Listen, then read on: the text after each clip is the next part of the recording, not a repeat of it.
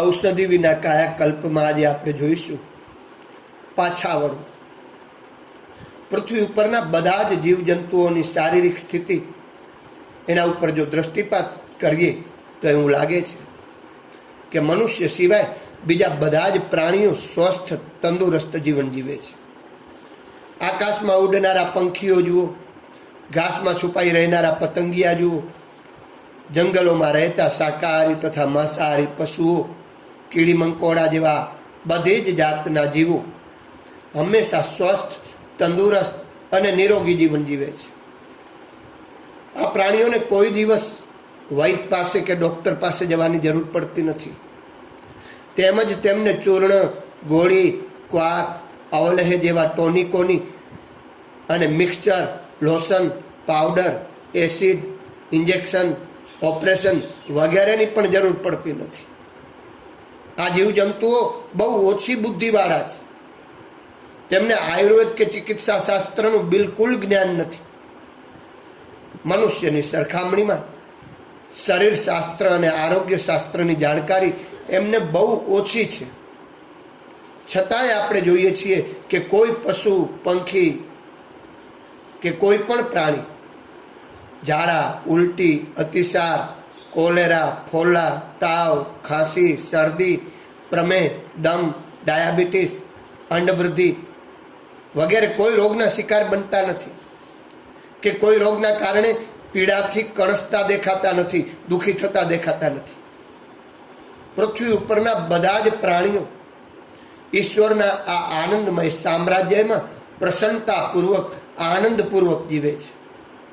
જન્મના દિવસથી લઈને અંત સમય સુધી તેમને શારીરિક દુઃખ પડ્યું હોય એવું ક્યારેય લાગતું જ નથી. બીજા દુઃખોના નિવારણ માટે તો આ શરીરરૂપી શાસ્ત્ર મળેલું જ છે. તે શાસ્ત્ર જો પોતે જ કષ્ટ આપનારું બની જાય તો પછી જીવન યાત્રાનો આનંદ કઈ રીતે પ્રાપ્ત કરી શકાય? જો ઈશ્વરના આનંદમય સામ્રાજ્યમાં કોઈ પણ જગ્યાએ કોઈ પણ પ્રાણીને રોગી બનવું પડતું નથી, તો પછી માત્ર ને માત્ર મનુષ્ય જ રોગોનો ભોગ કેમ બને છે? આ પ્રશ્ન આપણને માટે બહુ જ મહત્વનો છે. આ પ્રશ્ન ઉપર ગંભીરતાથી વિચાર કરવાની જરૂર છે. આપણે જોઈએ છીએ કે 100માંથી 99% લોકો કોઈને કોઈ પ્રકારની સામાન્ય યા ગંભીર બીમારીનો શિકાર બનેલા છે. સરકારી હોસ્પિટલોમાં જરાક લટાર મારી અને ત્યાંના અહેવાલ વાંચશો તો તમને જુદા જુદા વિચિત્ર જાતના રોગોથી પીડાતા અનેક રોગીઓનું વિવરણ જોવા મળશે, વાંચવા મળશે.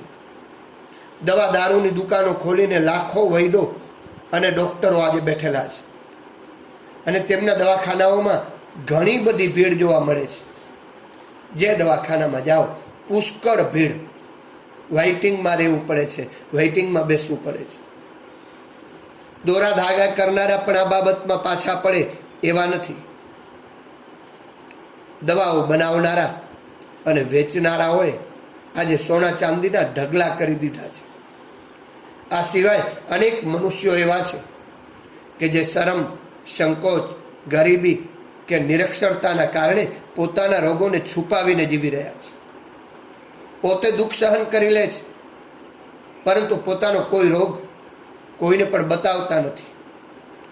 બેદરકારી, ઉપેક્ષા અથવા પૈસાના અભાવના કારણે ઘણા લોકો પોતાના રોગને છુપાવે છે, જાહેર કરતા જ નથી.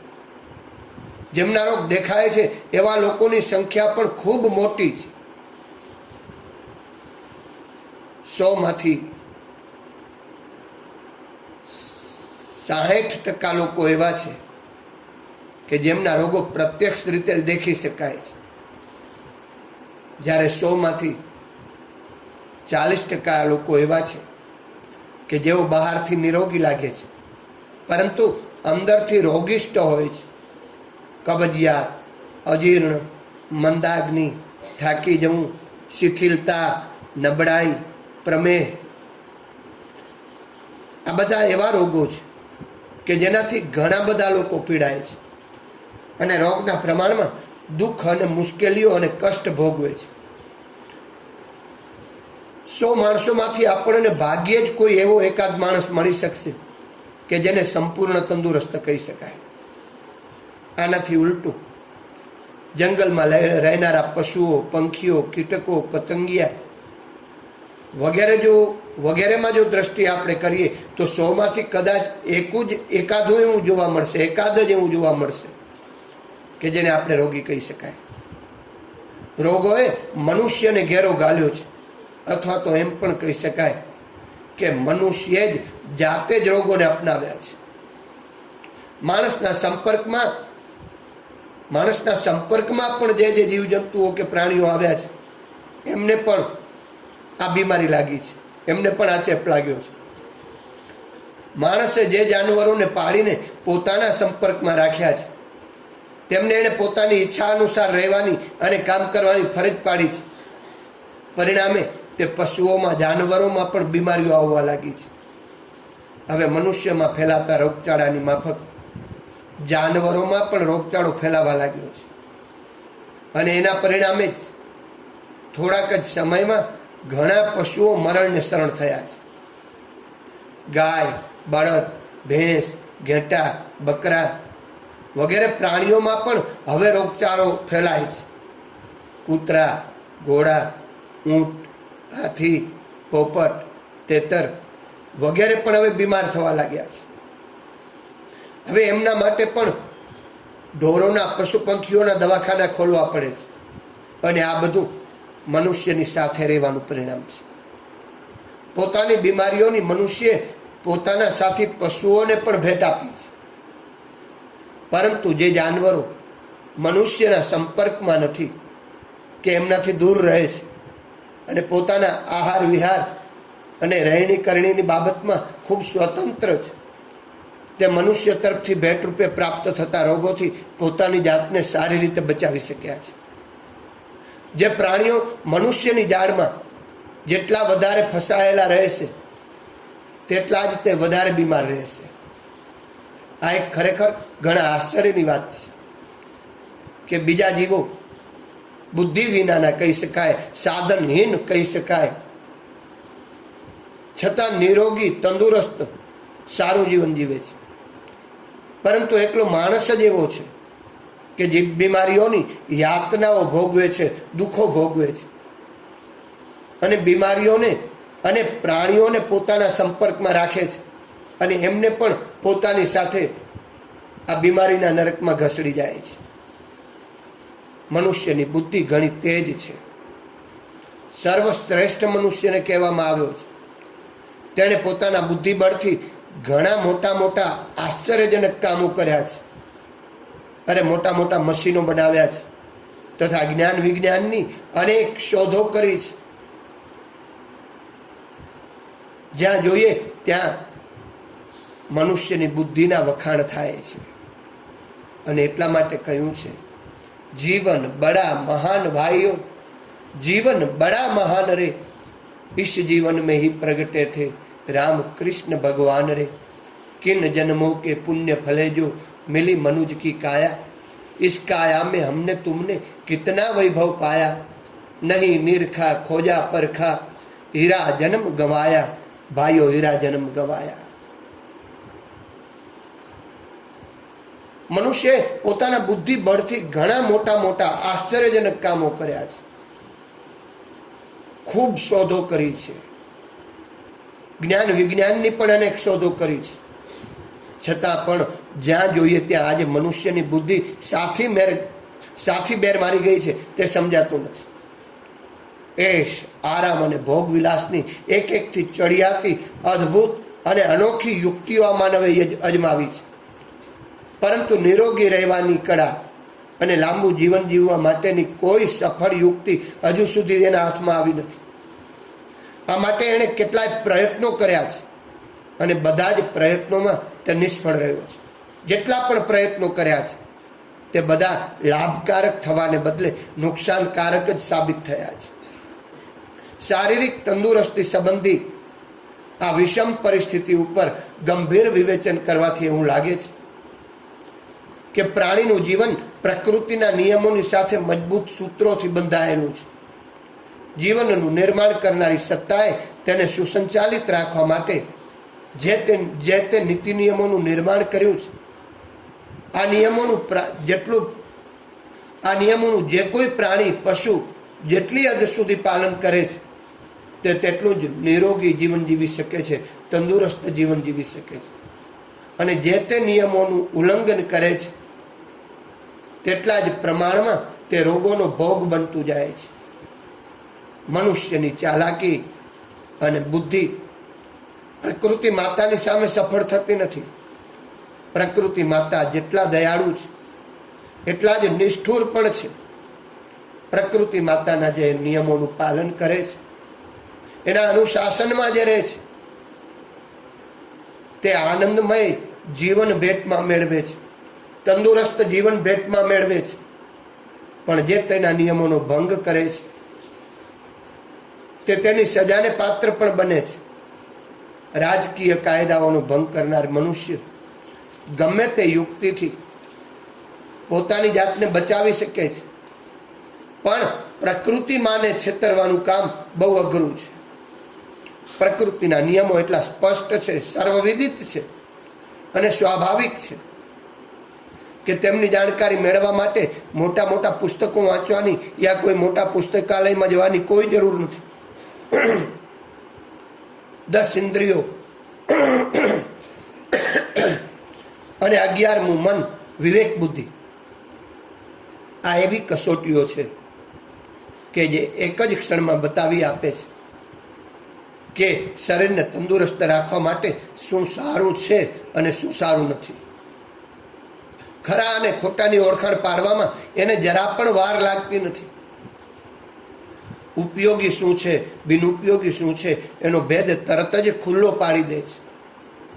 જો આપણી ઇન્દ્રિયોના ચેતનવંતા જ્ઞાનવંતુઓને તેમના સ્વાભાવિક સ્વરૂપમાં જ સ્વતંત્રતાપૂર્વક, વિશ્વાસપૂર્વક જો કામ કરવા દેવામાં આવે તો તે અક્ષય આરોગ્ય માટે આપણને ઘણું સારું માર્ગદર્શન આપે છે. પૃથ્વીના બીજા બધા જ પ્રાણીઓ, પશુઓ પોતાની ઇન્દ્રિયોને પ્રકૃતિએ આપેલ જ્ઞાન ઉપર જ સંપૂર્ણપણે આધાર રાખે છે, એના નિયમમાં જીવે છે અને કાયમને માટે સ્વસ્થ રહે છે, નિરોગી રહે છે, તંદુરસ્ત રહે છે. જે ખોરાકનો તેમની ઇન્દ્રિયો સ્વીકાર કરે છે તેવા જ ખોરાકને તેઓ ગ્રહણ કરે છે. બીજી ચીજ વસ્તુઓને તેઓ સ્પર્શ પણ કરતા નથી. બકરીને જુઓ તો તે આકડાના પાન જ ખાય છે, પરંતુ જો તે આકડાના પાન ગાયને ખાવા માટે આપવામાં આવે તો ગાય ભૂખી રહે છે, પણ એ આકડાના પાનનો સ્વીકાર કરતી નથી. વરુ માંસ ખાય છે, પણ જો ભેંસને માંસ આપવામાં આવે તો તે ક્યારેય ખાતી નથી. પોપટ મરચું ખાય છે, પણ કબૂતરને જો તે મરચું આપવામાં આવે તો તે ક્યારેય ખાતું નથી. મુખના દરવાજા પાસે કુદરતે, પરમાત્માએ જીભરૂપી ચોકીદાર આ પ્રકૃતિએ બેસાડ્યો છે. તે બાબતનું ખાસ ધ્યાન રાખે છે કે કઈ વસ્તુને પોતાની અંદર જવા દેવી અને કઈ વસ્તુ ન જવા દેવી. જીભ એક એવો ડૉક્ટર છે, એવો વૈજ્ઞાનિક છે કે જેની તપાસ કોઈ દિવસ ખોટી સાબિત થતી નથી. પરંતુ આ મનુષ્યએ પોતાની બુદ્ધિનો ઉપયોગ આ ચોકીદારને છેતરવામાં, ભ્રમમાં નાખવામાં, નિદ્રાધીન અવસ્થામાં અસમર્થ અને બેહોશ બનાવવામાં કરે છે. કાયમ આવા અત્યાચારોને સહન કરતાં કરતાં ઇન્દ્રિયો પણ એના એક બીમામાં ઢળી જાય છે અને હાનિકારક આહાર જેટલો વિરોધ કરવો જોઈએ એટલો વિરોધ કરતી નથી. અરે નાની ઉંમરના બાળકોને લો. આ નાની ઉંમરના બાળકોને સ્વાદનું પૂરેપૂરું જ્ઞાન હોતું નથી. તેથી તેની સામે બધા ખાદ્ય પદાર્થો મૂકવામાં આવે તો તેમાંથી જે ઉચિત હશે તે જ પદાર્થોને ગ્રહણ કરશે, જેવા કે ફળ, દૂધ, મેવા, તે ખુશીથી ખાશે. પરંતુ મરચું, મસાલા, માંસ, ચરબી, તેલ આવું કંઈ ગ્રહણ નહીં કરે.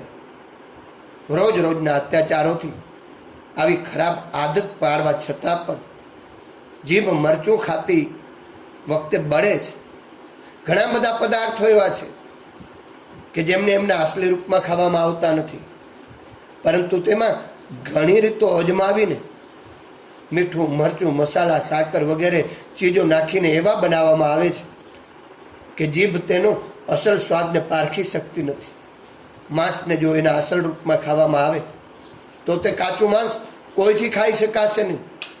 પરંતુ જ્યારે ઘણી બધી રીતો અજમાવી તેને બાફી, શેકી, સૂકવી, એમાં અનેક પ્રકારના મરી મસાલા નાખીને એવું સ્વાદિષ્ટ બનાવવામાં આવે છે કે લોકો તેને હોંશે હોંશે ખાય છે.